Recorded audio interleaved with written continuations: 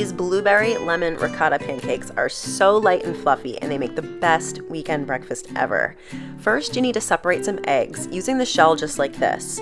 Put the whites in one bowl and then the yolks in another. Then take the bowl with the yolks and add milk, ricotta cheese, vanilla, lemon zest, lemon juice, and then whisk that all together. Next, you're going to whisk in the dry ingredients. You know, the usual: flour, sugar, baking powder, and salt. And mix that until there's no lumps, but don't overmix.